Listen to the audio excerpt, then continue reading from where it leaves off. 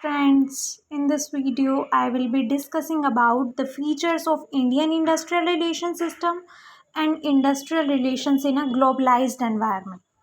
तो जो Indian industrial relation system है ये ट्रेडिशनली पहले क्या था, इंडस्ट्रियल रिलेशंस जो थे बहुत ही पर्सनल हुआ करते थे बाय नेचर। इनिशियली जो स्टेट है यानी कि गवर्नमेंट का कोई रोल नहीं हुआ करता था इंडस्ट्रियल रिलेशंस में, वो लजीज फेयरी की पॉलिसी अडोप्ट करते थे। लजीज फेयरी का मतलब कोई रोल नहीं था इनका, वो फ्री थे। एम्प्लॉयर्स और जो एम्प्लॉयज़ हैं उन्हीं का रोल था। एम्प्लॉयर्स एक्सप्लॉयटेटिव थे, वो एक्सप्लॉयट करते थे एम्प्लॉयज़ को। लेकिन आफ्टर इंडिपेंडेंस 1991 से जो रिफॉर्म्स हुए लिबरलाइजेशन से, उससे मेजर चेंजेस आए।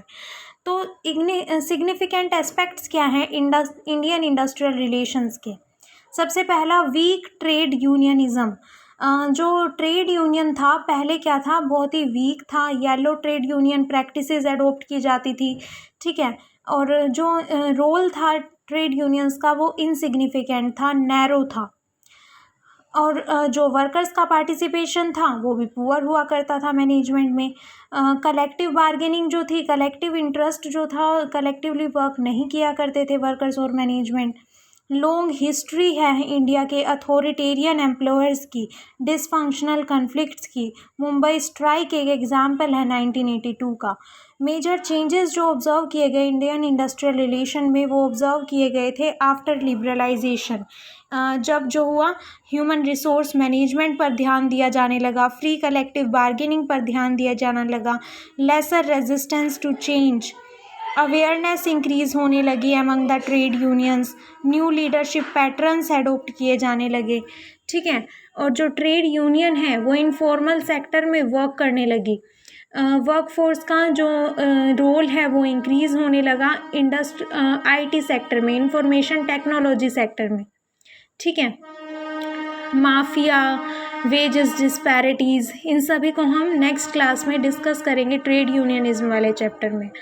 Next is like other parts of the world we observe, वहाँ पे इरोड हो रहा था scope of industrial relations. Particularly India में भी ऐसा हुआ, particularly due to increasing stress of firms on organisation behaviour and HRM. अब लिबरलाइजेशन के बाद ह्यूमन रिसोर्स मैनेजमेंट पर, ऑर्गेनाइजेशन के बिहेवियर पर ज़्यादा ध्यान दिया जाने लगा, ठीक है। नेक्स्ट हम इसको स्टडी करते हैं इंडस्ट्रियल रिलेशंस को ग्लोबलाइज्ड एनवायरनमेंट में। अब प्री रिफॉर्म इंडस्ट्रियल रिलेशन यानी कि 1991 से पहले जब ग्लोबलाइजेशन नहीं हुआ था तो कैसा था इंडस्ट्रियल रिलेशन हमारा? जो लेबर रेगुलेशंस थे वो कंट्रीब्यूट करते हैं to the strength of Indian working class by making job security, wage rate and other benefits statutory compulsions for the employer. Hence pre reform जो इंडस्ट्रियल रिलेशंस हैं वो third party intervention से होते थे। इसमें जो है रैपिड ग्रोथ थी ऑफ जेन्युइन कलेक्टिव बार्गेनिंग। लेकिन ग्लोबलाइजेशन से फ्री इकोनॉमीज़ हुई, कट थ्रोट कंपटीशन इंक्रीज़ होने लगा, डोमेस्टिक एंटरप्राइजेस पर जो है वो कंपटीशन अराइज होने लगा। अब क्या क्या जो है ना इम्पैक्ट पड़ा ग्लोबलाइजेशन का इंडस्ट्रियल रिलेशंस पे? सबसे पहला, disturbing impact on domestic enterprises. जो डोमेस्टिक एंटरप्राइजेस थी उन पर बहुत ही डिस्टर्बिंग इम्पैक्ट पड़ा, यानी कि जो हमारे जो इंडिया की एंटरप्राइज थी, अब लिबरलाइजेशन ग्लोबलाइजेशन से क्या होने लगा कि जो बाहर की इंडस्ट्रीज़ हैं, फॉरेन इंडस्ट्रीज़, वो भी इंडिया में आके एस्टेब्लिश होने लगी, उससे कंपटीशन बढ़ने लगा। तो डोमेस्टिक जो इंडिया की एंटरप्राइज थी उनके जो प्रोडक्ट्स थे उनका प्राइस हाई होने लगा, तो उसकी वजह से उनकी जो डिमांड थी वो कम होने लगी as compare to the products of foreign companies.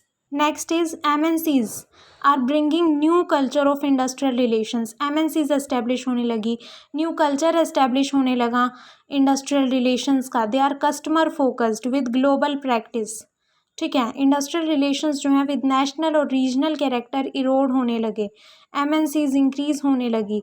ये फॉलो करती थी हायर एंड फायर पॉलिसीज़ को, fly by night behaviour, hiring 1 firing 2, paying 4 and earning 8। इस तरह से ये पॉलिसीज़ को अडोप्ट करती थी MNCs। इंक्रीजिंग टेम्पोरेरीज़, अब देखो टेम्पोरेरी बेसिस पर एम्प्लॉयमेंट इंक्रीज़ होने लगा ग्लोबलाइजेशन के आने से। Contract labours, casual employment, outsourcing, ये सब बढ़ने लगा। डोमिनेंस इंक्रीज़ होने लगा एम्प्लॉयर्स का, एंड ट्रेड यूनियंस का जो स्पेस था वो रिड्यूस होने लगा। ठीक है। Reducing state patronage to help domestic enterprises.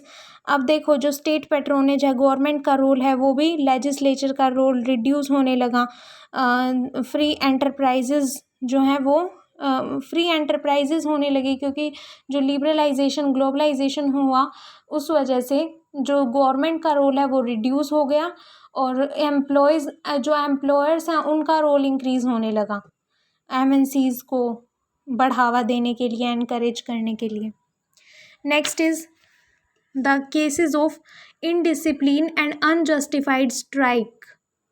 जो इस तरह के केसेस होने लगे वो जुडिशरी सीरियसली लेने लगी और इंडस्ट्री और प्रोडक्टिविटी के इंटरेस्ट में काम करने लगी। ठीक है। Increasing managerial militancy in the name of, अब जो है ना कॉम्पिटिटिवनेस बढ़ने लगा, और जो यूनिट मैनेजर्स हैं उनका स्लो डाउन होने लगा, सर्वाइवल होने लगा। Have become merciless in firing the casual workers. Next is increasing complexities and uncertainties of relations, यानी कि गवर्नमेंट की पॉलिसी में बहुत फास्ट चेंज होने लगे। Like IPO, initial public offer आया। ठीक है। पीएसयूज जो है, पब्लिक सेक्टर अंडरटेकिंग्स, उनको उनकी रीस्ट्रक्चरिंग की जाने लगी। ठीक है। अब मेडिकल सर्विसेज और एयरलाइंस में कोई भी श्योर नहीं था कि इंडस्ट्रियल रिलेशंस कल कैसे होंगे, तो बहुत ज़्यादा अनसर्टेनिटीज़ इंक्रीज़ होने लगी। Merger of industrial relations with HRM, अब जो इंडस्ट्रियल रिलेशंस हैं उनका एचआरएम, ह्यूमन रिसोर्स मैनेजमेंट से रिलेशन को स्टडी किया जाने लगा, इनका मर्ज हो गया। यानी कि अब जो ग्लोबलाइजेशन के बाद ह्यूमन की नीड्स पर, ह्यूमन रिलेशंस पर बहुत ज़्यादा ध्यान दिया जाने लगा। Thank you.